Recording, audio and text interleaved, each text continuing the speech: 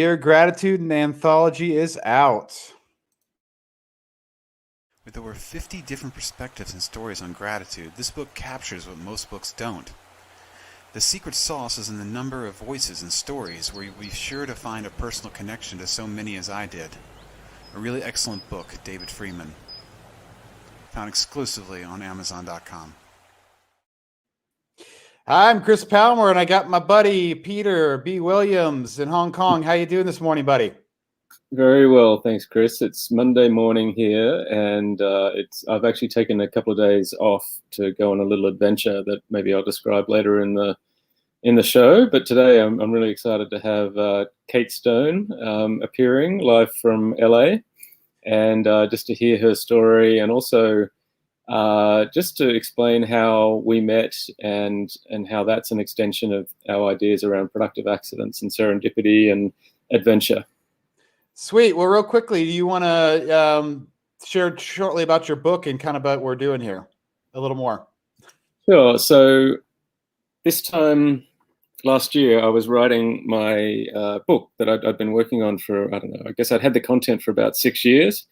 And the core idea is around, it started out as an idea from business school around how does innovation happen, but it's evolved into a framework for making decisions and life more broadly, and how you can turn your life into an adventure by being the bridge between a whole really diverse mix of people, industries, locations, mindsets, and something that's routine in someone else's life could be revolutionary to mine and vice versa. So these random conversations have, I guess, evolved out of the book and how we met, Chris, and we've just been collaborating, organically and iterating and just experimenting. And I think that will resonate with Kate. I think she is always experimenting. She has an interesting series of presentations where she brings in brave Kate versus regular Kate, and maybe she'll make an appearance here today as well. So yeah, it's going to be fun. Excellent. Well, just speaking into that, this is an extension of your book and your idea, and we keep having conversations, meeting amazing people, and having new experiences. So let's bring Kate in. Hello, Kate. Welcome. Hi. Wonderful to be here. So glad for you to be here. Thank you. I'm going to start with just one really basic question, and it might be an extended introduction, but I just want to know your story. Like if someone said, okay, what is your story? How would you respond to that? Did you say we only had 1 hour? Yeah, but we'll make a start. We can come back and do part B, part C, whatever we need. You know what I was thinking last night? I was thinking I should try and write down my story in 3 minutes. Like if I had to write my story in 3 minutes, yeah, what would it be? Actually, because I saw a room on Clubhouse that was something like, could your life be a film? Speak with like movie producers and tell your life story in 3 minutes. I was like, oh my God, how can I tell my story in 3 minutes? So I don't know. Let me think. Okay. So I was born in Cheshire in the UK. I a strange child. I used to hide wires and switches and speakers and microphones under the carpet and behind the walls. And I would then, I'd also open up my siblings' toys and try and put them back together, and then wondered where the remaining parts went. Never really. Sometimes I'd get them back together, but they'd never work. And then I'd hide in the loft, and I'd call my siblings in, and then I'd speak through the microphone and use the switches to make my voice come out of like under the bed or behind the bookcase or something like that. So I kind of really liked creating a world around me that wasn't quite as it appeared, but it was never about what I created. It was never about the things that I made or maybe invented. It was always about the reaction that somebody had, what experience they had when they kind of fell into my web of weirdness, I guess. I also remember once taking one of my dad's favorite books, carving the inside out. It was Captain Hornblower, and hiding a radio transmitter that I'd built, hiding it next to my parents, creeping off back to the bedroom, tuning in the radio and listening to what they said. Not cool. Not cool. I learned that unhearing is more difficult than hearing. I don't normally talk about this, but it's all part of my story, I guess. I also had a secret for most of my life, that underneath the clothes that I wore for nearly 40 years of my life was another set of clothes at times, because I'm trans, and so I spent most of my life terrified presenting as a guy, but terrified that anyone would find out that inside, I'm really a woman. But the crazy thing is that in my late 30s, or during my 30s, after going on this kind of crazy journey through living in different parts of the world and Australia and traveling through Asia, and I also worked in Mad Dog Central for a while serving cocktails in Hong Kong, was that I ended up starting my own business, and the business ended up being how to turn ordinary objects into magical interactive objects that were somehow connected. And what I ended up doing was exactly what I was doing as a kid. The things that I made, which were now for brands like Pizza Hut, McDonald's, and Hershey's, and IKEA, were these sort of delightful, everyday-looking objects that could do something magical. So what I'd done as a child that I was hiding in the bedroom and thought was weird turned out to be the beginnings of my career, right? And at the same time as starting that business, I ended up in a situation where I had no choice but to be brave and come out as being trans. And over that decade, which has now been like 10, 15 years, I guess, as I've grown my business, I realized that what I did as a child was my strength, and that what I hid underneath my clothes, which I thought was my greatest weakness, turned out to be my greatest strength. It turns out that me being me and embracing who I am in all my weirdness is my greatest strength, not my greatest weakness, and is my superpower. So I kind of learned that, it's just like you tear off the clothes and reveal who's underneath, like one of the superheroes in the film, like life just gets better. And so, that's when I discovered all my superpowers, and just so many amazing things happen. And now I end up living in LA. Yeah, so much cool stuff to talk about from what you just spoke about. I think that the fact that you realized what you were doing as a child was your superpower. Yeah. And I think that's a recurring theme. Things that seem super obvious are the hardest to see. And I've seen that with our eldest daughter. When I moved to Hong Kong 11 years ago from Singapore, where we were for 9, and before that Australia, I got to interact with the curators of TEDx, and there are a whole bunch of different platforms. So TEDx Hong Kong, TEDx Wan Chai, TEDx Happy Valley, TEDx Women, TEDx Education, TEDx Youth. And the people from TEDx Youth said, hey, we're looking for some teenagers that are doing cool stuff. Do you know anyone? And I started thinking about my daughter's friends who were doing film, and I thought, they were kind of interesting. And then it felt like a revelation to think, oh, no, my daughter is a great drummer and she's been doing poetry. Wow. Why don't I, invite her? That's the obvious one, but it really felt strange that I hadn't thought of that myself earlier. And that's what happened. So she performed drums with her drum teacher on the power of music and why learning an instrument is good. Amazing. And anyway, so that was a bit of a revelation. I think, it sounds like you've had something similar when you realize you connected the dots that you'd stumbled across. I mean, talk about what you have invented. To me, it's like printed instruments that are somehow Bluetooth enabled, and you can control them from anywhere, sort of thing, I think. Yeah. So I have some things around me. Let me see if I can make this do something. This is a poster we made with a music studio in Brooklyn called Ant Food. And this poster is an intergalactic alien music remixing rap battle. And when of course, and when you touch different parts, it plays the music, or it should. Yeah.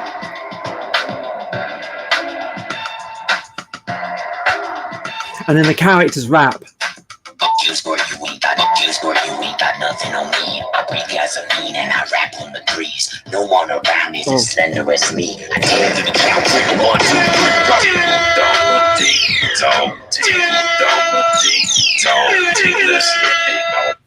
Yeah. And anyone can program these, or you sell these as little packages for kids to play with? Yeah, you can do. So we make these. We've done these for brands and advertising, sort of experiential advertising.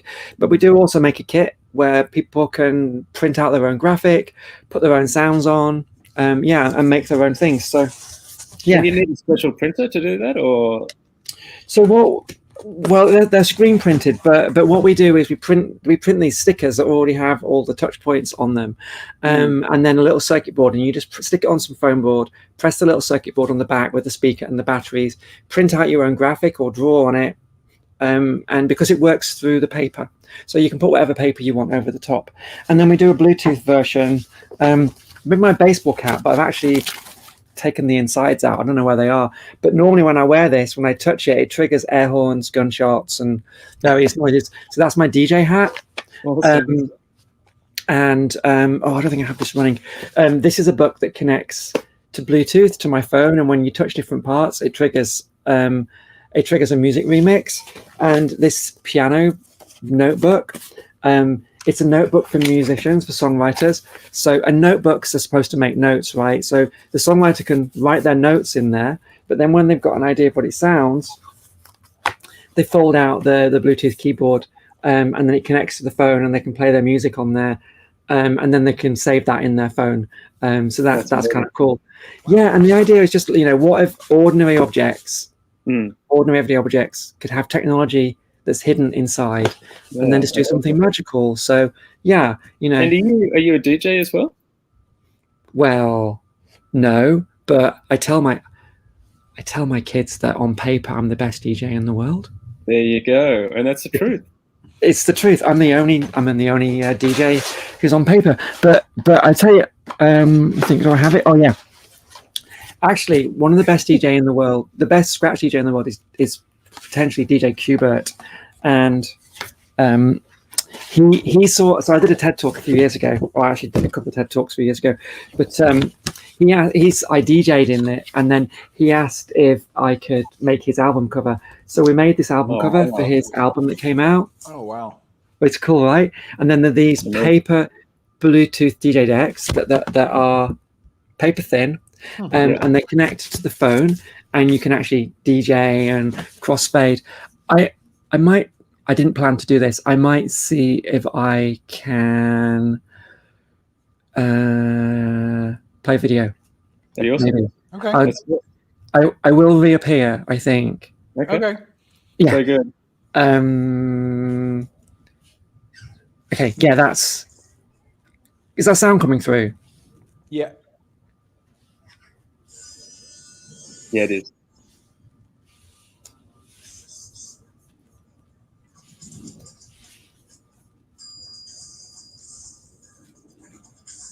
How long ago was this? This was maybe 6 years ago or something, I think. And have you done more similar sort of? Oh yeah, lots and lots of things. So I mean to see, because I didn't set this up properly. So it normally works off all my shortcuts. But yeah, so we made a few years ago. We made something for Pizza Hut. Mm-hmm.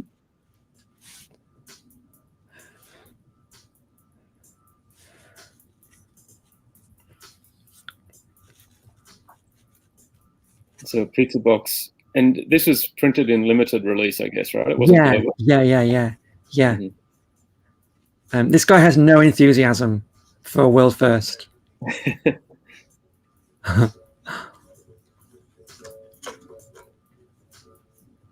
And you go to the music festivals promoting this stuff too, right? Like Coachella. Yeah. What's your favorite festival you've been to so far? Hang on, let me get myself back. Oh gosh, favorites for different reasons, I guess. But I did really enjoy Nocturnal Wonderland in LA, in San Bernardino, which is an insomniac festival, and we made a MIDI garden. So we made like this garden that had like these 2-meter mandalas on the floor and these cardboard trees with paper flowers and bowls of water, and it all connected to a sound system to a NASA space sound mix. And when you touch the flowers or step on the mandalas, it triggers all these loops, and you get all this ambient noise starts to be generated, and you kind of fall into this kind of trippy mix. And the festival goers were a little confused because they were on a trip and they hadn't even started doing what they do at the festivals yet. A couple of ideas are popping up. So have you ever been to Fuji Rock Festival in Japan? No. So that's the one I've been to the most, 3 times, camping with our daughters, and it's been an amazing adventure. Front row for The Cure and Chemical Brothers in the most Oh, recent one. wow. And it got blocked out by COVID, but it's definitely going to be part of our annual adventure to go to Yeah. Japan and so on. So it'd be cool to get you there one day. That'd be amazing. It would be and amazing another to one try is something like that out. Clock and Flap here in Hong Kong. It's kind of our version of Coachella. 3-day music festival, and they bring in international acts from all over the place. So yeah, I can connect you to those guys one day, and you can come and visit Hong Kong, just like Chris is going to do, and stay at our place, because we have a tradition of having people stay with us for a few weeks, including a film director from LA called Adrian Bellick, who I met him because, again, through the TEDx community.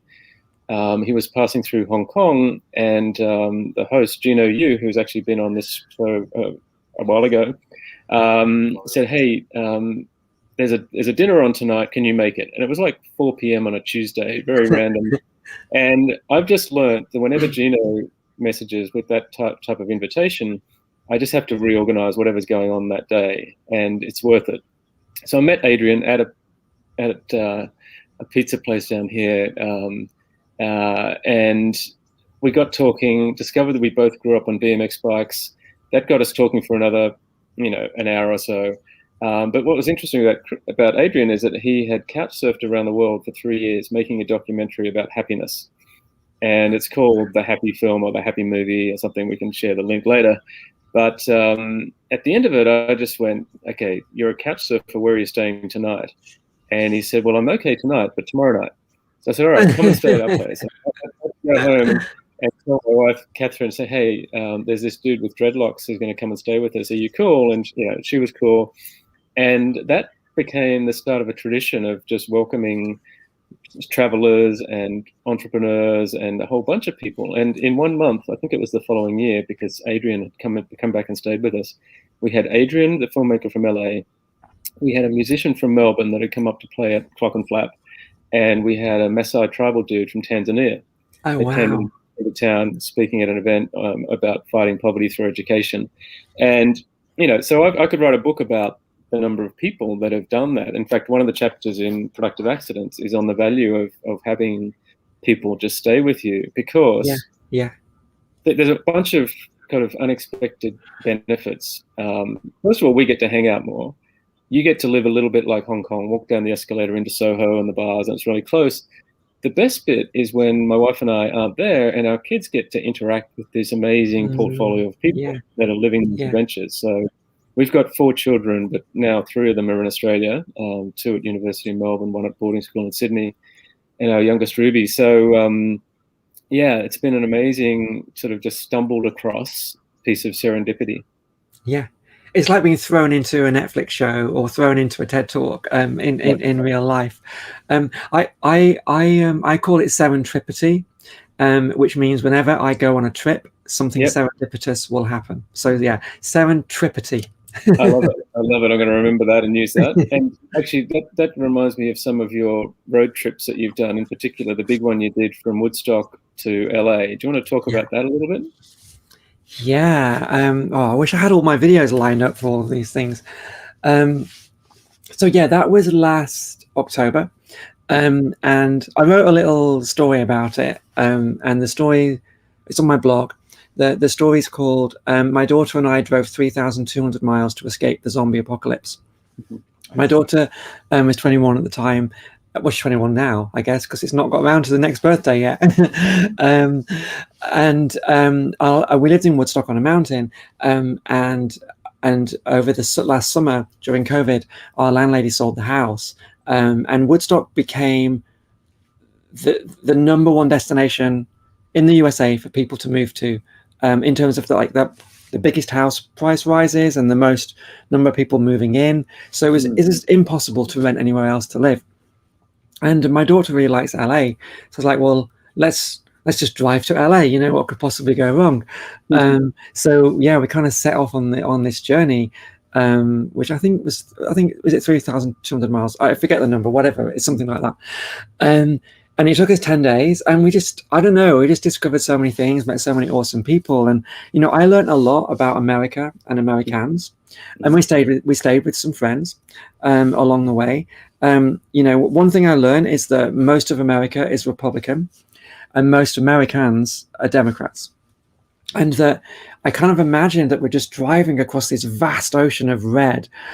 And then you get to these like high mountains of blue, and that's the number of people per area that vote a certain way, and it was the time of the election really, so we'd end up there was a time when we were near Lake Erie, I think it was, or Erie, and there was this like massive procession of all of these cars, all these trucks with Trump flags driving past us, and it's just people following their party. But I know it really intimidated my daughter. It made her really scared. Actually, it made her really very, very uncomfortable just to see all of that.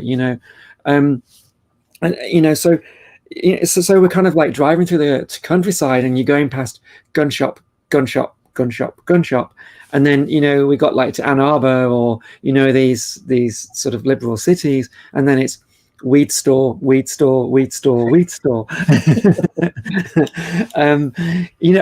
there's just these very different perspectives that each side holds that totally makes sense for them, where they live and their experience. And each side doesn't have the experience that the other has, and then each interprets what the other does and believes from the set of values and the way that they live their life. So they each see the other doing things that make absolutely no sense and seem horrific, selfish, and and abusing the rights of the other. But when you take the time to listen to people and see both sides, you realize that both sides make sense, and they're both saying very very, very similar things. So we're driving through, I guess it's South Dakota, and it's feeling like you go into stores and it's like, no shirt, no shoes, no entry, but then they're not wearing any masks. And it's like, I don't really care about the shoes and the shirts, but, shouldn't you be wearing a mask? And it's like, because they're like, this abuses our right, but yet it's okay for store owners to stop people from coming in with no shoes and no shirts, but it's not okay for them anyway. Don't understand. Yeah, I get it. But I think you're highlighting the importance of empathy, right? So when I did one of Seth Godin's workshops, the Alt MBA, it's kind of like a 1 month accelerated writing workshop, and it starts out with setting your goals and having a wheel of life, and ranking yourself out of 10 on all these dimensions, education, health, spiritual, whatever it is. And then the second one was around, the importance of realizing that sunk costs, just that they shouldn't prevent you from doing whatever you want to do in the future. And I think you've lived that pretty much. The third one was about empathy. Take something you believe and now take the opposite view and research it and write a convincing piece of work from that point of view. Exactly. And it rewires your brain. Yeah. So, like you're saying, you have to spend time getting to know these people. So, StoryCorps did a great project. I don't know if you're familiar with StoryCorps, where they had a recording studio, Grand Central Station, and they encouraged children to come in and interview their parents and grandparents, and then they would send it up to the cloud, and it's like a time capsule. But I love what they do, because now they've won the TED Prize. They turned it into an app. You can do it from anywhere. And during COVID and during the Trump years, they were encouraging people from different ends of the spectrum to come together and talk about what they had in common. And by the end of it, they realized, it's almost everything, So I thought that was a useful exercise. Yeah. And that's what I tried to write about in the story that I wrote. So, I write the story of the journey, and then at the end, I write a little bit about just the simple things in life, guns, religion, politics, but I try to write it just a little sentence on each, so that people reading it might not necessarily know which point of view I have, because I try to write it from both points of view. Because to people living in the city, the idea of you're on the subway or wherever, and you see a gun, like the sight of a gun absolutely terrifies you. It makes absolutely no sense to own a gun and live in the city. Guns are things that are used to kill people. when you see a gun, you do not feel safe. Whereas when you live out, in the country, if you don't have, a shotgun by your bed, a handgun by the door, and a rifle wherever, where there might be like wild animals or, like bears or whatever, like if you don't have that gun, you don't feel safe. So for both sides, it represents a feeling of not feeling safe, with directly the opposite points of view. And we're all just people who've lived different journeys and end up with different perspectives. And so we kind of got stranded in a snowstorm. We were driving through Montana, and we ended up in Wyoming, and there's this person that I'd met on Facebook, never actually met in person, and she thought I was a crazy lady because I'd been camping in Montana and camped and slept out for 3 nights on my own and not told anyone where I was and slept on a mountain. So she already had a weird opinion of me. Anyway, the weather got worse and worse and worse. It got later and later and later, and we were going to go and stay at their house. Never met them before, and we ended up just about making it to the end of this dirt track where the weather got so bad and the snow got so deep we couldn't drive any further, and we had to go into this house, and I was terrified, and the curtains twitched, and and this lady came out in this nightgown. She didn't have a shotgun in her arms, but she might as well have. And then we went in, and there is a handgun by the door, and you go in, and there's like every animal you can think of has its head on the wall. There's even a stuffed wolf, and there's elk, moose, deer, all of them. And then she showed us down to the basement, and my daughter and I were sleeping 2 bedrooms in the basement. And then when we came up the next morning, her husband was there, who we'd never met, and he's wearing his cowboy hat, his big boots, and the buckle.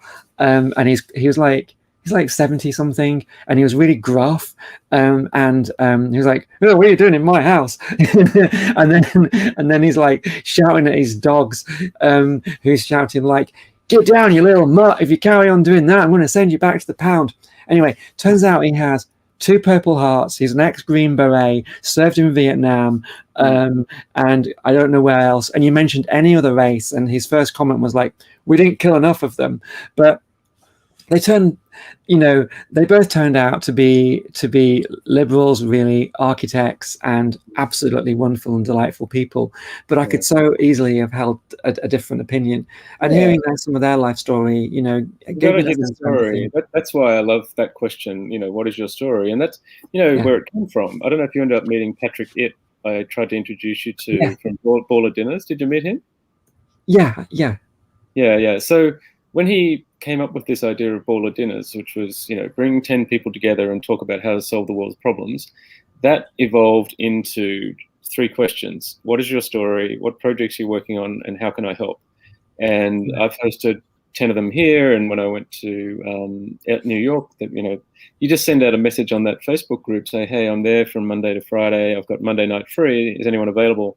Someone you don't even know will jump on and say, "Yep, I've booked a restaurant." 10 people you don't even know will converge. And you've got the framework for the conversation. And so many lifelong friends have come out of that. Talk about the TEDx talks that you gave, just high level. What were the themes? Yeah, so it was, when was the first one? The first one, so I've done a few TEDx's. I accidentally ended up doing a TEDx in Amsterdam, which was a TED audition. Because I bumped into, on a station platform, the people that run TED. So people like Chris and Helen, and was Helen? I don't know. Anyway, the people who run TED, I bumped into them on train platform for a totally random reason. And they said, and I showed them all my stuff, and they're like, "Oh, you must come to Amsterdam in a few weeks and speak at a TEDx in Amsterdam because it's an audition for TED." So I did that. And then I was one of the 2 that were picked to go to TED Main Stage and speak at TED in Long Beach. And so I went to that, did that, I think it was 2012, 2013, maybe. And I spoke about my work. And the title of the talk is DJ Decks Made Out of Paper. So in that, I speak about my journey and, when I traveled to Australia and sheep and all of that, and my PhD and electrons, and then I demo my work, and then I DJ at the end and make some air horn noises. And DJ Qbert saw that talk, and then that's how I ended up doing the album cover. Productive accident right there. Good work. That was cool. And then I also, from that, ended up doing a TEDx at Burning Man, which was cool. And that thing when people say, if you're doing a talk and you're really nervous, just imagine the audience has no clothes on. You've done that? It's true. in They real didn't life. have clothes on. It was Burning Man. What do The you audience make didn't have me any go clothes. with clothes on? I You have had to go the clothes on. reverse. I had clothes on, but members of the audience didn't have clothes on. Not all of them, but some of them. So that really happened. And then this is where story takes a turn for the worst. It gets gory. I'm going to put myself out there and tell you this is probably the goriest story you've ever heard in your life. So a couple of people had met at Burning Man, and some of my other friends later on that year, so almost 1 year since I did the TED Talk, we met for Christmas in Scotland and at an Airbnb and stayed there for a few nights in this really remote place. It was really cool. And then one night we were walking home from the pub, and then there was a wild deer that ran through the forest, running away from some people. And I had no flashlights because I'd given them to my friends, and it ran straight into me, and its antlers went straight through my throat. So it gored me through the throat. That's why I have a big scar on my throat, and left me lying on the forest floor like a character out of the Game of Thrones. And I'm like lying there like, okay, well, I've done everything the best I think I can in my life. So, I'm grateful, and I have no regrets, and I know I'm going to die right now. And I just focused on my breath and just enjoyed each half breath as, the next step of the rest of my life. And I kind of felt like a character in the Game of Thrones, like I don't know about you, but in the film of my life, which is what I live every day, I'm the main character, right? And like in the Game of Thrones, you think there's the main character, and then suddenly, boom, they're on the forest floor and they're dead. I was like, holy shit, the writers have written me out of my own fucking story. And then I woke up from a coma, a week later or so, to then a few months later, and I lay in hospital not knowing if I'd ever walk or eat or talk for months. And then discovered that the newspapers in the UK had made a headline out of me being trans. One of the newspapers in Scotland, on the front page, wrote the headline, "Sex Swap Scientist Gored by Stag." And so that led me on a totally horrific. It led me on this journey to be like, okay, I'm going to use my superpower, which is kindness. And I'm going to use that to try and make the newspapers less likely to do this to anyone again. And to do that, I'm going to sacrifice what I hold most dear, which is my privacy, because in the first TED Talk, as far as I know, I'm the first openly trans person to have ever spoken on the TED main stage, doing a main stage TED Talk. And I was really proud of doing that, and then no one making an issue out of it, because I spoke about my work, because the trans thing is boring. And the newspapers 1 year later, after that talk, suddenly made it a thing. Anyway, with kindness, I embraced them. I became friends. They like me now. I ended up writing the headlines, one of which was I wrote a headline on a BBC News show that was "The stag trampled on my throat and the press trampled on my privacy." I realized that sensational headlines sell. It was the most read piece of BBC News that day, so that was kind of cool. Yeah. I went on the evening news, told the story to the anchor as the headline in the UK for 5 minutes. Amazing. And I became friends with the editors, and they made me into a press regulator. So I still, 6 years later, sit on a committee in the UK that writes the rules for the British press. Anyway, the reason I say all that is because that turned into my second TED Talk. And so my second TED Talk was, I don't know, it was something about it was about that. It was about being gored and the newspapers. So I love the way that you've turned them into allies effectively and made them realize how wrong they were. That's the most amazing thing. So I want everyone to watch that talk, and both your talks actually. But thank you for doing what you did. And I've got a friend here in Hong Kong who runs a charity that helps homeless people, and their tagline is #kindness matters. And it's amazing, like he started out a blog, and again, just through a productive accident, I think he had 6 other friends, and they all took a day of the week to write about whatever they cared about. Someone was writing about design, someone was writing about who knows, whatever, art. And he wrote about kindness. And then he worked out, okay, the other people fell away. They got on with their lives, but he kept on writing his blog about kindness. And then he tried to think of ways he can bring it to life. And they ended up doing walks of a poor area in Hong Kong around, I think, Sham Shui Po, and distributing water and boiled eggs and fruit to homeless people.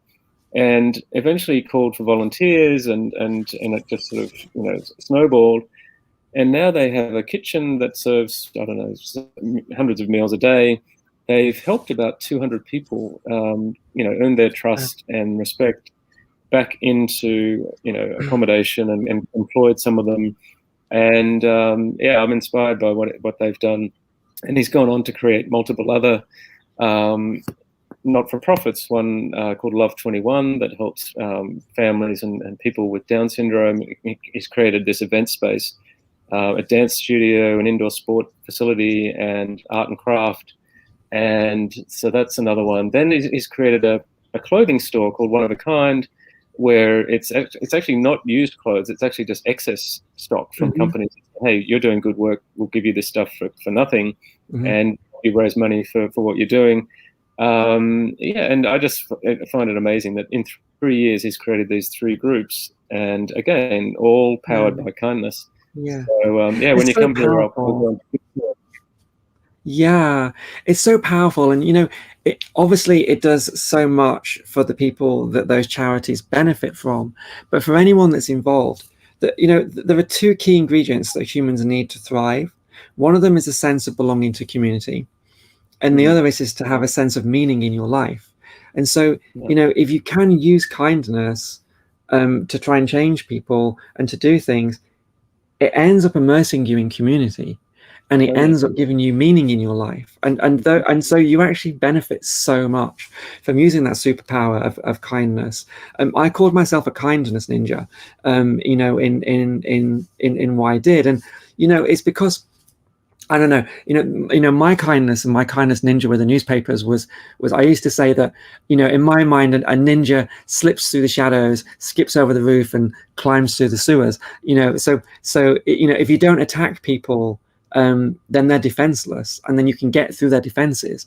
And so through kindness, you can get to people, and you can help move people to understanding things, and that's how I was able to work with the editors. And, not only did they change the stories, the headlines, they wrote newspaper articles since that are just about me and are really positive. Yeah. So there were just these amazing stories that I find that amazing. I did an article. You just reminded me. I did an article on LinkedIn. It was in the lead up to the original Trump election. So mid 2016. I think Brexit was happening, and it made me realize that Trump was actually a gift in some ways, because he was highlighting that there were so many people that were hurting, and all the Democrats had to do was say, "Oh, thank you for highlighting that. Now I'm going to spend all my attention getting to know the people that are hurting and try to solve them," instead of calling them deplorables. Deplorables. Oh my goodness! Who was the PR person that said that was a good idea? I know. That's the worst. No, and these are people who are crying out for help, and the same for Brexit. Brexit was people crying out for help, and when I lay in a coma, I saw that world. I saw a world that was destroyed by war. I saw a world that was destroyed by war. I saw the US as a place that had bombs dropping on it and being destroyed, and the underclass in the US were collaborating with people to destroy their own communities. And when I asked them why are they dancing in the street as their own country is burning, they said, because we've lost everything, we have nothing. And so our job is to press reset on society, and our lives will be at worst the same, or if not better. And so I believe that Brexit and Trump were people who were hurting, pressing reset. And the more the people who they perceived as the ones that were benefiting from their loss, the more they cried and complained about Brexit and Trump, the more they thought it's something that's hurting them. So maybe it'll help us. Yeah. Hey, how did you end up in Australia? What's going on there? You said you worked in outback. So I'm from Australia, Armidale, New South Wales, between Sydney and Brisbane. So where did you go, and why were you there? How long were you? What were you doing? Well, I like to joke that. I basically failed school, and I like to joke that my parents bought me a one-way ticket to Australia because I failed school. The truth is, they bought me a round-trip ticket, but I stayed so long that the round-trip thing expired. So I arrived in Australia at 20 years old in Melbourne, late at night. I didn't know a single person. I had $400. I had nowhere to stay. I didn't know where I was going to go. And I remember the airport doors closing behind me, and that's like, oh my gosh, that's the rest of my life, and everything other side of the world is behind me. I got a cab to a hotel, and then the next day I went to a youth hostel and made friends, met people, ended up getting jobs cleaning toilets, moving desks, I worked in Target's warehouse stacking boxes, and then I ended up traveling to Mildura and places, picking grapes, working on farms, and went to Broken Hill, got a job on a sheep farm out 50 miles north of Broken Hill, a sheep farm called Palamico, on a dirt road with a 5 mile dirt driveway out to the farm. And I worked there for a couple of years, chasing sheep, shearing sheep. I only sheared 3 sheep, so that's a lie. Killing sheep. More than I've ever done, don't worry. I had to kill sheep. I had to kill sheep with a knife, slit their throat and chop them up and make them Maybe into... that's where the deer came from, a bit of karma coming back. Maybe it did. And every day we ate sheep, and so you had to. So I did that for a few years, and I traveled around for 3 years. Drove around Australia a few times. Drove across the desert. Well, drove from Ayers Rock to Kalgoorlie. That was a crazy trip. So I proper lived in the outback, and well done. Amazing, yeah. Because when we were living in Singapore, we had a book called "Are We There Yet?" and it was about an English family that had gone to Australia and driven around Australia. And I always thought, okay, if our kids finish school in June, the Australian schools is calendar year, so they'd start in January. Maybe that 6 months could be used to do a loop. But obviously it hasn't happened because our eldest daughter is 22. She's in Melbourne. Our second daughter's just there now, nearly 19. But I'll get them to watch your story here as well, and might get them inspired to maybe go for a lap. But when I worked in London, so before children, my wife and I lived in London in 97, I had colleagues that had never been to Paris. And I'm like, God, what are you doing? I haven't been to Ayers Rock, but I'm pretty sure I'd rather go to Paris, and it's so easy to get to. But it's just, you get used to your little scale of life, and it seems too hard to go and do something like that. There are people in LA who've never seen the ocean. There are people in New York who've never been to Manhattan. Yeah. It's crazy. All right. That's part of our mission, is to get people to, from here, there are people that live in Hong Kong Island that have never been to Kowloon, things like that. You hear those stories as well. Are we going to see a bit of Brave Kate today? Oh, okay. Maybe I need to, let me think. Well, so let me think. So other Kate. So what I discovered last year during the pandemic, because I started doing my talks, and I wanted to do my talks that were felt more like a TV show than taking what I do on stage and doing it on a Zoom call, which is really boring. So I kind of watched shows like CNN and stuff like that, where they normally have a guest comes in and they interview a guest about some other thing. And so I was like, well, I don't have a guest, so how am I going to bring in another guest? So I invented a character, which is Other Kate. So I don't know if you can hear Other Kate, because I'm not sure if I've done the audio right. But hey, where are you? Just on a little day hike. Oh, amazing. We're talking about something that I've totally forgotten what we're talking about. What can you tell us? Oh, see, I don't know. Well, when she says hiking trips, these things usually end up. So that's how Other Kate works, but then it made me realize that I do have other people in my head. I don't know if you do. I don't know if you people that have narrative, because most people have narrative, some people don't.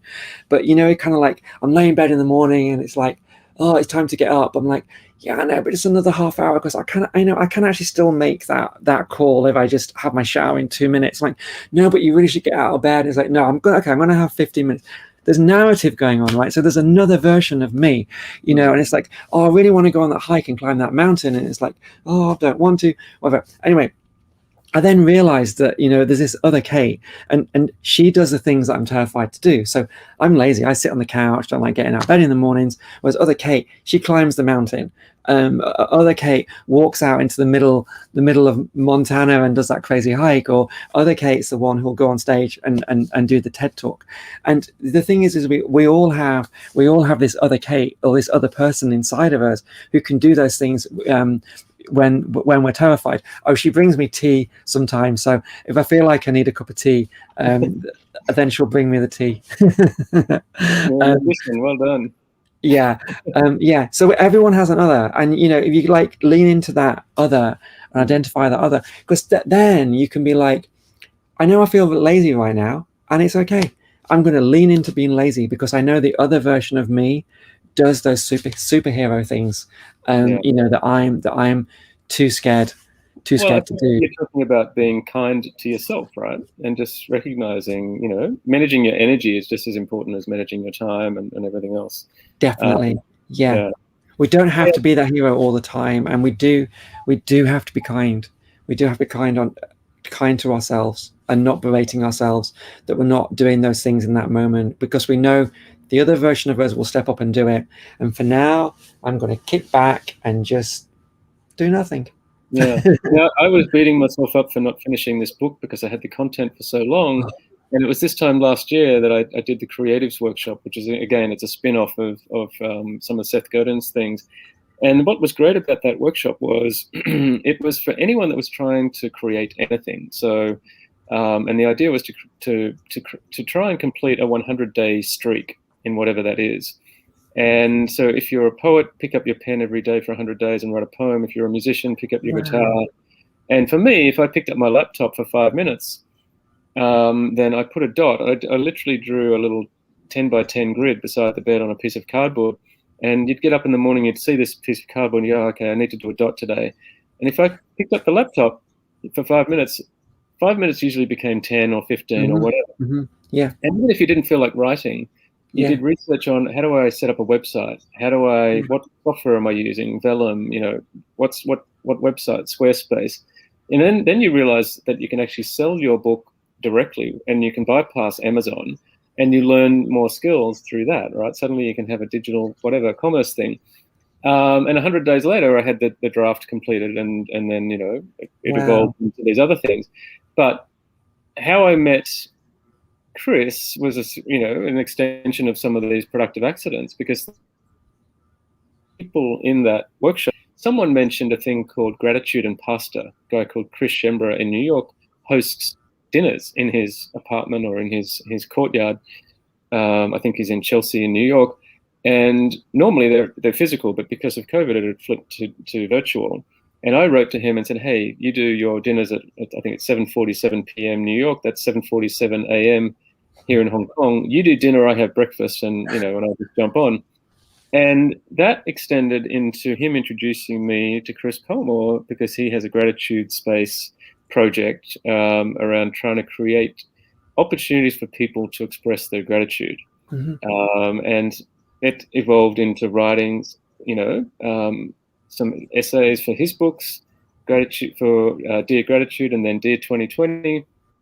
And then I've invited lots of friends to participate, which has been great for them, because not everyone is thinking about writing books. But if you can take, you know, do training wheels and write 100 words and suddenly it's published, then for sure you're more likely to probably go on and complete a full book at some stage. Yeah, definitely. Have you written Sorry?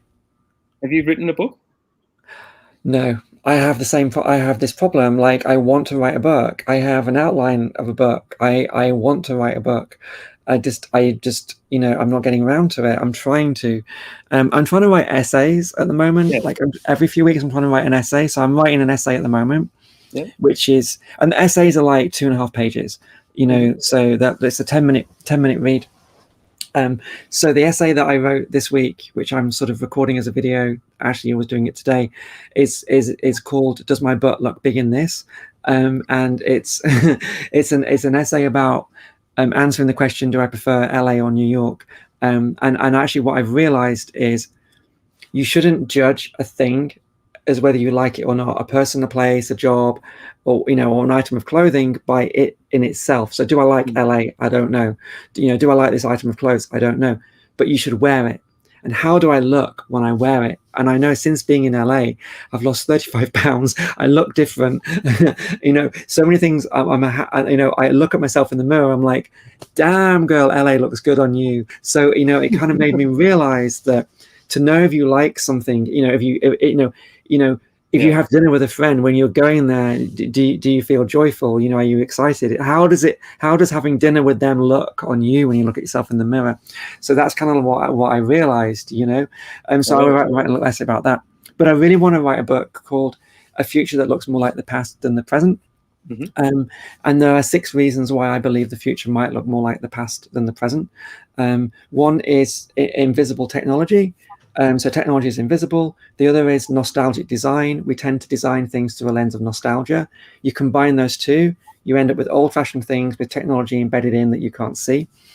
The third one is friction, recognizing that instead of removing friction from our lives, we should develop tech that adds friction to our lives. It's because friction makes every moment meaningful, mindful, and memorable. So you add that in, you've now got people wanting to prepare their own food, chop their own firewood, do old-fashioned things because it makes your life more meaningful. What's that, the third? The other one is mind space, recognizing that half of our mind is outside our head. We have an inner mind and an outer mind. When you connect the two, you create a full mind. So mindfulness is when you use your senses to connect yourself to your environment to create a full mind. And so when we recognize that, when we design a space, a place, an object, or a journey, we will recognize that we're actually designing the insides of people's minds. So if you design a product, you design a school, you design a prison, you design, a car, it is the inside of people's minds. And so I believe that could change very much how we create a future. The fifth is resilience. That resilience is not something you store in the basement. Resilience is a lifestyle. It's how we live our lives. So if we live slightly more old-fashioned lives, I don't mean necessarily more difficult, but just, we end up being naturally, inherently more resilient, which is what I was already embracing where I was living. And so when COVID hit, I was naturally quite resilient to it. Whereas the preppers who I knew, who had the basements with all the food stored, had no idea how to cook that food, whether it had gone off. They didn't have a tin opener. The cans were rusty. They were terrified. And the ones who didn't prepare, they were equally as screwed. And I was just living this happy lifestyle of I mill my own flour, I make my own pasta and soy milk and tofu. And I'm I'm fine. And the sixth one is communication. So when we use old-fashioned forms of communication, I was using my ham radio a lot during COVID. You connect with people who are very different to you, and you build community. And when we connect voices that are different, when we connect the most different voices in society, and that we recognize that the quietest person in the room often has the most to say, we build a very strong and resilient community. So I believe if we take all those things and tie them together, we could paint a picture of an amazing, old-fashioned looking world that's futuristic, that's happy and resilient. So amazing. I want to write a book about that. Amazing. And you know what? I love all of what you've just said. And you kind of reminded me of Resolve Foundation, which is another not-for-profit here in Hong Kong that I'm on the board of. And I didn't know what was going to happen, but I could tell by the fact that you bring together from diverse backgrounds. There were asylum seekers, refugees, ethnic minorities, domestic workers, all coming together around a theme. The first theme 3 years ago was racial equality and ending everyday racism. And 3 years ago, not many people were talking about that at dinner parties, but it became pretty important. We see in the last 12 months. The second one was around ending gender-based violence, which is a big theme across all parts of the gender spectrum, I believe. And then the third one was disabilities and empowerment, and recognizing, everyone has disabilities. Some are more visible than others, or less visible. But, you touch on this.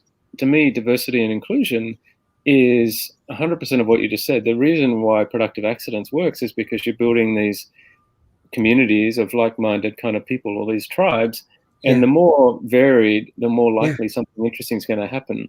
And the inclusion part to me is exactly what you said. The people that aren't the loud ones in the meetings are the ones that need different opportunities to connect, either offline, via email, one-on-one, whatever. You just need to give them an opportunity to hear. And that's where a lot of magical things will happen as well. There were some other things you said. I actually think you've already written a book. Like your essay about going on a road trip, you just need 10 of those essays. The one about you going back and learning how to produce all your food from scratch, that's another. You just need 10 of those, and that's a book too. So I think you've got 2 books already in production. Okay. Yeah. Well, what I've learned this year, is the power of intentionality. And it actually came because I wrote another essay about free will. I wrote this essay about free will, which is why maybe it's why there's supposed to be Oh yeah. Oh, that's gone horribly wrong. Never mind. But that's why there's this quantum void here that exists. But there is also, anyway, I'll talk about that another time. I was exploring free will, and I came to the conclusion that the answer to what is space and time is donuts. So I think I've solved that the answer to everything in the universe is a spiral of donuts, and that helped me get to this sense of is there free will or not, which led me to believe that in every moment you're free to choose to do whatever you want to do, whatever you choose is what you were always going to do, and that the very moment that you do that thing, because time wraps round back on itself, ends up becoming the precedence for it to happen. So present is prologue for itself, which is I just found kind of really interesting. Well, I love the word responsibility, right? You have the ability to choose your response to any situation. That sort of idea. And then you also spoke about mindfulness. To me, riding a Vespa through the streets of Hong Kong is my version of mindfulness, because if you're not in the moment, looking at 180 degrees, peripheral vision, everything else, something bad might happen.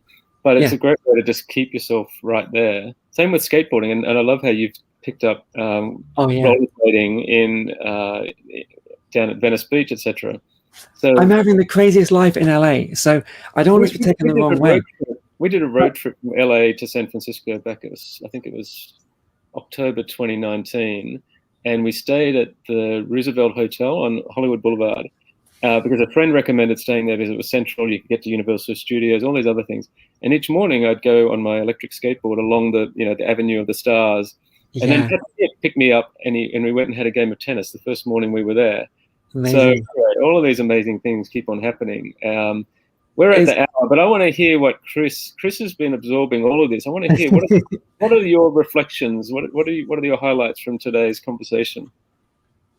Well, I kept wanting to. So, Kate, thanks for sharing your story. So I'm going to go back like a half hour now. Basically, I'm coming in very fresh, where Peter knows a whole lot about you. So when I was hearing things, I was wanting more details.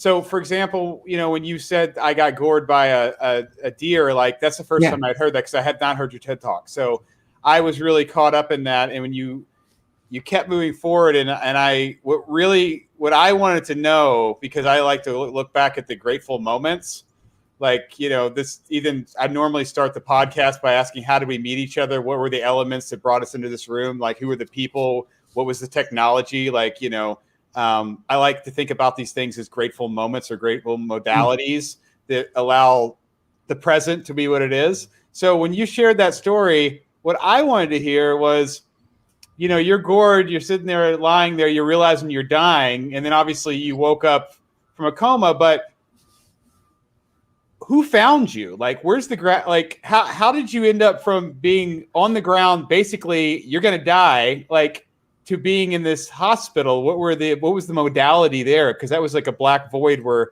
space, like who found you? Can you give me a little more of that little space right there? Sure. So it was kind of midnight, it was dark, and I'm laying on this forest floor, and I was with friends, right? But so I was with some friends. We were in a pub. There was like a ceilidh, there was drinking, and then the pub was closing, and then the people who were playing the music and whatever we kind of were chatting to, they were like, oh, do you want to come down to our garden shed, listen to more music and drink whiskey? So we were like, yeah, sure, that sounds like fun. So we were following them through the forest to this garden shed. And like I said, my friends were scared of some of them were scared of the dark, so I gave them my flashlights. And then, boring detail, but one of them had dropped their bag. And so they were scratching around on the floor in the darkness trying to find this bag. I didn't know this. The people who we were following started to disappear into the darkness in front of us through a garden gate, and they were about to disappear. So I kind of positioned myself to almost be able to see them enough so my friends could sort of see me. So I ended up in between in this void. And then when the people in front went through the garden gate, there's a stag trapped in the garden. It stampeded out, ran along the path. It didn't see me. It ran straight into me. So I'm lay on the floor, gurgling through a hole in my throat. My friends thought I was joking or something, Wow. And then my best friend was there. She was at the time training to be a doctor. So she had all of the knowledge, none of the experience, which was terrifying for her and everything. She then called the equivalent, of 911, 999, and trying to persuade them to actually send an ambulance because they were like not going to. So she was telling them her lungs collapsed and whatever. And then they'd carried me into the shed. I think it took 20 minutes for the ambulance to arrive. I'm just assuming I'm going to die. Right. And so, I decided I am extremely grateful for my life. I was extremely grateful for everything that I've done in my life. And I mentioned the free will thing earlier on before, because I've been thinking about that a lot for a decade. And I came to the conclusion that, everything I do in my life is what was always going to be. And if you believe that, you have no capacity to have regret. You can't regret something that was always going to be. So I'm lying there knowing this is when I'm going to die. It's fine. This is how the universe was always going to unfold. It's okay. I'm grateful that I've made the best of the time I've had. And so I was able to not panic. I was able to just accept dying and focus on breath. One breath in, and then I'm alive. One breath out. and that's what I did. And I was very calm. Ambulance came. They managed to sort of stabilize me. Then they took me in the ambulance to the town, which was 20 minutes away. I am really conscious. I'm very mindful of my whole environment in the ambulance. So it's dark outside the windows. I can hear the gravel on the dirt road. Then it's tarmac. I know we're now closer to town. Then there's street lights. Okay, I know we're even closer to town. Then there's more traffic passengers. Then I'm gone. Then they got me to a small hospital, put a stent down my throat, stabilized me. Any later, and my throat would have swollen and I would have died. Then they got a helicopter, flew me from Fort William to Glasgow, and then landed the helicopter on the hospital, operated on me for many, many, many hours, put me in a coma for a week. Then I went through alternate realities, and a week later I woke up. They did not know if I would ever walk, be able to breathe through my mouth, talk because my vocal nerves were damaged, eat or drink, or even if I was brain damaged or had a broken neck. They didn't know any of those things. I have footage of the local journalist from Cambridge, and like the main headline news in Cambridge was like, Cambridge scientist gored by stag, and then the news starts, and then the news person in the studio cuts to the person outside the hospital in Glasgow on the rainy night. Kate Stone's in there. We don't know if she's going to live or die. And so Alex, I've forgotten his name, the news presenter, I become friends with him. All these years later, we still swap emails. Become friends with these people, all these people in that whole journey. And I am grateful for every single moment for it. The worst people, the worst moments. Even the editor of the newspaper that wrote the worst article, I spent several days in his office, touring the printing presses and stuff like that. And you know what we're talking about? We're talking about my work and maybe how we can work together, maybe how my tech can be used in their industry, which is just kind of crazy, because the worst moments in my life are the things I'm most grateful for, because they've turned out to be the most powerful moments in my life. That's a bit more detail. No, that was amazing. Thank you. I'm glad you asked. Yeah, no, I there's just, I think like in a situation like that, there's so many elements that had to come into play for you to be just talking yesterday about, right? Like your friend who's going through med school, having an understanding, and then this all, it took a village. And I love how you then pointed out, like, these people didn't know if I was going to wake up this and that, but everybody was like, okay, it's game time. We're going to take care of this girl. And everyone in unison just was like, here we go. And then it worked out. And I love how you were like saying at the piece, you had like this piece just to breathe, which is a big deal. Not panicking is obvious. All these elements are coming to play that this just ended up keeping you alive. And here you are to share the gratitude for that. And I love that, even like you said, the bad situation, I'm trying my best not to to do less of labeling, right? Like that, because that takes me out of like being present. If I label something as bad or good, like it just changes the outcome, opposed to it's what it is. And then I could be flexible to it. So it's like, if like in your case, I hear, this person wrote this article and had this horrible headline, but and it did hurt you, but you didn't like stop you from wanting to build bridges, you know. And then obviously because you're who you are and you build bridges because you're kind, you make friends, and therefore your work gets shared, and here you are, and it's just beautiful. And I like to say that there's a lot of different ways to be a catalyst for gratitude, and kindness is a massive catalyst for gratitude. It just lets space for people to find their breath, find their gratitude. So that's basically, I appreciate you sharing that. It's really beautiful. It seems like there's so many wonderful people that have come into your life just because of that, and so much that has come out of it, right? Like, wow. I'm so lucky. I am so lucky for everything. I don't regret a single thing in my life, and I feel so grateful for so many things. You know, when I woke up from that coma, I couldn't move. They didn't know I'd be able to move. I couldn't breathe through my mouth. I was breathing through a tube. I was being fed through a thing that was stuck in my vein in my leg. You know, I couldn't think properly. I couldn't sleep. You know, so like there's like whatever 5 things that make us human are, you know, to breathe, to walk, to talk, to move, to think. You know, I lost all of them, and then, but I was insanely grateful for being alive. I'm like, if I get none of these things back, wow, I'm alive. You know, that's amazing. You know, and then then I can start to. Well, I guess what happened was I could start to think. I eventually got my mind back because the hallucinations stopped after another week, and I could start to think and get my mind back. And then they let me stand up, and I managed to move my legs, stand up. I threw up as soon as I stood up, so I went straight back down again, and I lay there, back to sleep for the next. You know, the next day I got up. I managed to walk assisted to the end of the hospital ward and around the corner. The very moment I went around the corner, my kids came to visit, and they like came in the ward and was like, her bed's empty. Holy moly. Like, what's happened? You know, and then if it was a film, then there'd be the key change. Then I walk around the corner. Oh my God, there she is. She's alive. And my kids run to me, you know, so I had that moment. And then, but it took 3.5 months for them to finally fix my throat so I could eat and drink, because they got to the point after several extra operations that they didn't think they would be able. They thought they were going to have to feed me through a tube in my stomach for the rest of my life. But after each of the 5 things I got back, I was grateful. I'm like, if I get none of the other things back, if I'm in a wheelchair forever and fed through a tube and breathe through a tube, I'm grateful. And then each, you know, sort of week or month, I got one more thing back. And like, I got all of them back. I didn't think I deserved to get all of them back. I got all of them back. I think you do deserve everything that's gone well in your, you know, right in your life. You. You're amazing. Like, definitely a hero. Thank you. The more people learn your story, the better the world will be.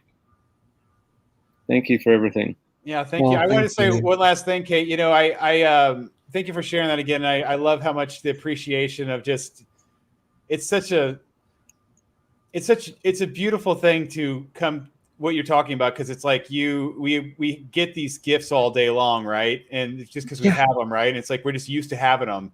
And then when they go away, you know, it's like you just said all that went away, but you were still conscious. And I think that, you know, if somebody can wake up and they go, I'm grateful to be alive, like, you're only going to have a good day. You know what I mean? Like, you can just start from a place of just appreciation of breath. Like you said, just, I can think, right? Like, what a blessing that I'm here today. I wake, my practice, I'm like, even if the sun's not coming up, I had this thing where I go, I'm just grateful I'm here for the show. I get to see the show.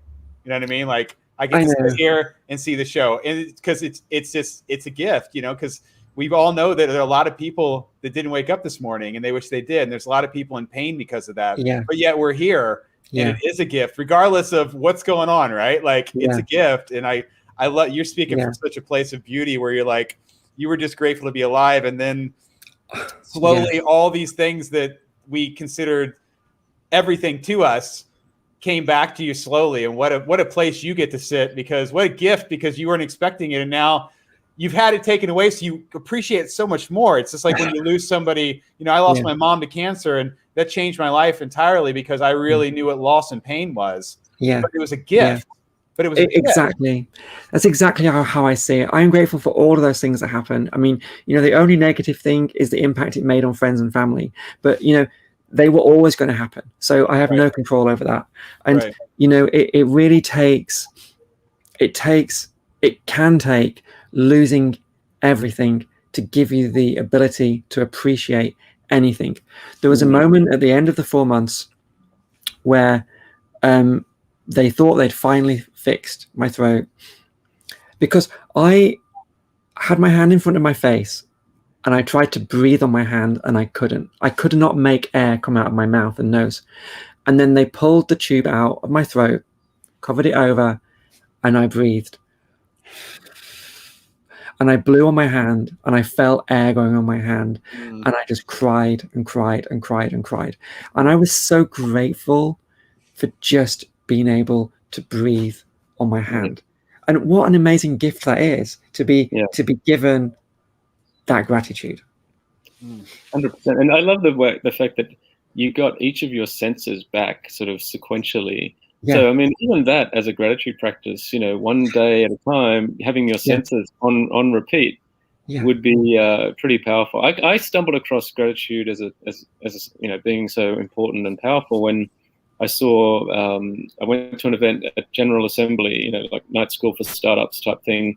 And Mush Pentwani was speaking, who's also been on this program, where he said, look, let's say you get made redundant from your, you know, big corporate job, and suddenly you're doing your own thing without all the benefits of the infrastructure around you. You have to do everything yourself. And he said the way to sort of stay motivated was just to keep things in perspective. If you've got fresh running water wherever you're living, you're already better off than 80% of the people on the planet. And, you know, the next day I was on a flight to Melbourne, and I always try to carry a notebook, and I'm just writing lists of things and trying to connect dots. And I'd read Malcolm Gladwell, 10,000 Hours.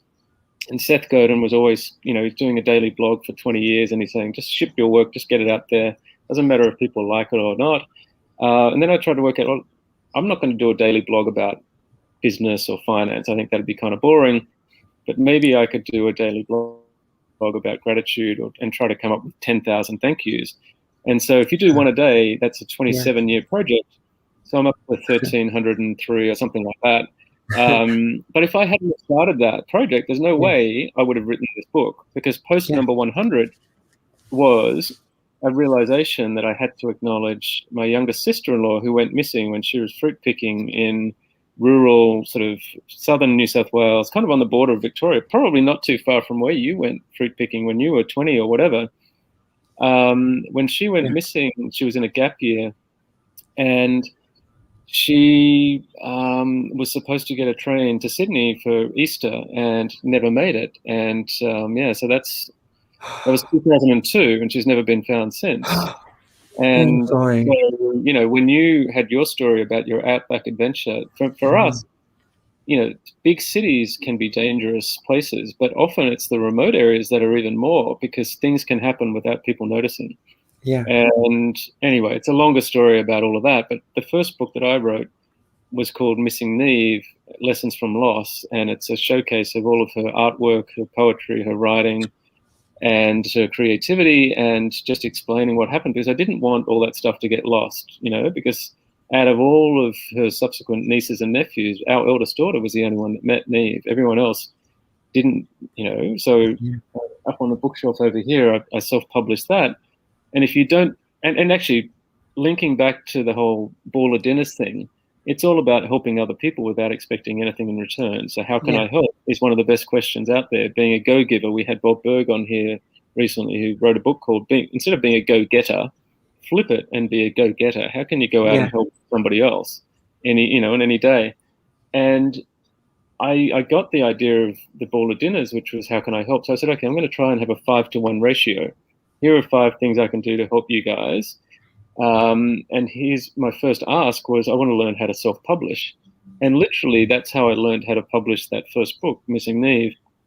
Anyway, so it's all this evolution. And, you know, the faster you can write your book, the faster more magic will be made, I'm sure. So I need to. We've got a great editor that Chris has connected me to, Nusha. Okay. Amazing for you. And you could meet her one day. Seriously, there's a perfect match there. Yeah, That would be she awesome. actually wrote in about 30 minutes ago. Says when you were talking about your trip with your daughter, I believe at the time, and she said, does she want to turn that into a book because she was hearing all these stories? So Yeah. I would love for you to get a book out, and I feel like because Peter and I are both read books. It's like we know that it's just about meeting the right person to getting in a schedule, and you obviously are a good writer, and so we would, if we could be a cog in the wheel just from talking to you or sharing somebody. I know Peter and I feel like that brings us so much joy just to know that we're assisting in the creation process of somebody else's beautiful thing. So absolutely, thank you. And I really want that to happen. The way we met, Kate, is because I met Greg Larkin through LinkedIn, and we had a conversation. We clicked, and I said, "Look, you need to come to Hong Kong and talk about This Might Get Me Fired," his book. Next thing you know, I was actually on a trip to New York, and I had a couple of extra days. I said, "Where should I stay over the weekend?" And he went away for a couple of minutes. Then he came back and said, "Oh, you should stay with us in Brooklyn." So I stayed with Greg and his wife, Paul, and their 2 kids, and he gave me the teenage punk rock tour of his youth, around Red Hook and Vinegar Hill and all this. And then he creates Punks and Pinstripes. And then you come into that community, and it's been amazing. So that's going to continue for sure as well. Definitely. Yeah. We have our call this week, so East Coast and West Coast. Chris, we need to get you in there as well. It's a great mix of people, and some really authentic, great stories coming through there. So that might be a good way to finish up. You know my email address and how to get a hold of me, Peter. So you just keep that in mind. We can work on that for sure. Very good, Kate. Thank you so much. Thanks for stretching it to 80 minutes instead of the regular 60. And Chris, for your usual production magic. This was a great one. I've really enjoyed it. Thank you for giving me the space to share some of my stories and asking me questions and prompting me and inspiring me. And I'm definitely inspired, and I'm gonna get my list together and start acting on a few things on there, because I really do want to write some of these stories, because and I want from my experiences. The other extension is Chris and I now have a virtual book tour. We did our first episode about a week and a half ago, where we have 4 authors on one episode, and you get to introduce your book. And it's a random mix of people. You could have a cookbook with a children's book, with a business book, with a anything book. And I'm still amazed at give me a spin of Kate. You can totally come on as soon as your book's printed. Okay. It's like a date. Just know it's a date. Like the table is served. Okay. Awesome. Thank you. And if I'm still in LA and still living here and have space, either of you are welcome to come and stay. Amazing. Thank you. See you in Hong Kong at some stage, both of you too. Yes. Definitely. We've got to go to the Kentucky Derby. I think Chris just lives down the road from that race. I do. I'm 1 mile, so that would be an excuse if you guys wanted to come to some big event in the future. And I just finished reading this. So it's the biography of Paul Vandora, the founder of Vans skateboard shoes. Oh, and cool. He ended up living in Kentucky and having a racehorse and all that. But it's a great book about entrepreneurship and creativity and just customer service. The focus is amazing. And anyway, highly recommended. All right. I'm done. Okay, Chris? It's been great. Well, I'm Chris with Peter and Kate. Just trying you guys have a lot to be grateful for. We appreciate your time today, and we will see you soon.